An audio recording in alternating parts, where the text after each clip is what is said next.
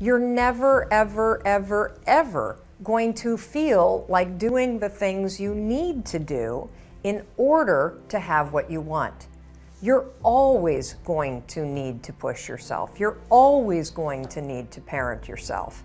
So what is the net advice on this? What is the bottom line? The bottom line is no one's coming. No one. No one's coming to push you. No one's coming to tell you to turn the TV off. No one's coming to tell you to get out the door and exercise. Nobody's coming to tell you to apply for that job that you've always dreamt about.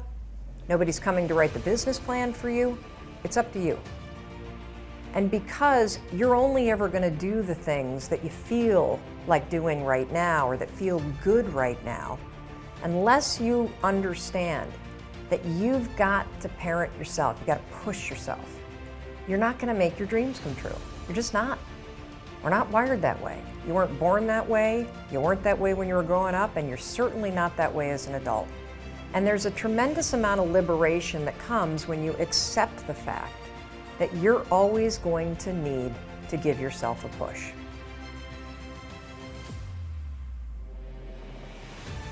People want to know how to stop the laziness, and they want to know how to stop the procrastination. They have some idea in their head, some kind of a vision of what they want to do. But they don't know where to start. They don't know where to start it, They don't know where to start. And so they say, hey, where do I start? And when's the best time to start? And I have a very simple answer for that. Here and now. That's it. You want to improve? You want to get better? You want to get on a workout program or a clean diet? You want to start a business? You want to write a book or make a movie or build a house or a computer or put together some mobile application? Where do you start? You start right here. And when do you start? You start right now. You initiate the action aggressively. You go. Because the idea isn't going to execute itself. And the book isn't going to write itself. And the weights out in the gym, they're not going to move themselves. You have to do it, and you have to do it now. And that means you got to stop thinking about it and stop dreaming about it and stop researching every aspect of it and reading all about it and debating the pros and cons of it. Just start doing it. Take that first step and make it happen. Get after it. And get after it here and now. I don't quit. I'm resilient. I own the number one skill, the number one talent required to eventually win. I already have. I can't quit. You'd have to kill me to get me out of chasing my dream, right? So number one, I want to point it out as the number one gift. The best ability is availability. Do you have it? Have you decided to have it? Is it something you're going to possess the rest of your life? And those of you that do have it already, I need you to take an inventory, be aware of it, and be intentional with crediting yourself as you're listening to this or watching it today into the bank of your self-confidence, into the deposits you make in your identity, because it has everything to do with winning. Every guest you've seen on my show, all the people that I've coached, all have different talents, skills, and abilities. What's the one they all have? The ability to stay present, the ability to stay in the fight, to have not quit. You think, well, that's not a big deal. Really? Because as I've been talking, millions of people made the decision to quit on their dream, just as I've been talking to you. The rest of the day, millions more will. Tomorrow, millions more. Every day, literally millions of people quit on one of their dreams, their dream relationship, their dream business, their dream body. So quitting has become the number one habit in the world by people that end up losing. And I'm telling you, it happens every day, every second, everywhere. Just the fact that while I've been speaking, you're still after your dream, you're ahead of them. You don't give yourself enough credit, because eventually what I found, it looks like winning's this huge competition. But every day, every week, every year, every decade as time goes by, you're going to find that you're competing with a smaller and smaller and smaller group of people for your dream, because so many of them will just quit. And by the way, many of them that quit will possess talents, maybe even gifts you don't have. Their incredible ability with people, their incredible strength, their incredible brain, and they'll quit with all this giftedness, but you got the talent. You have to learn to distinguish between something that is a talent and a gift. You can develop skills, you can develop talents. Gifts are something you're born with. But the people that I see that win long term are the ones who develop the talents and skills required to win.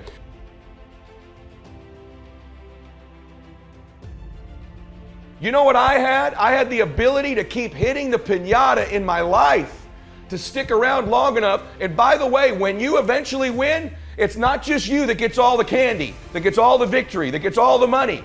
Lots of people around you, many of which who you were hurting originally with that bat, many of them who were trying to talk you out of it, they get to celebrate in the candy too.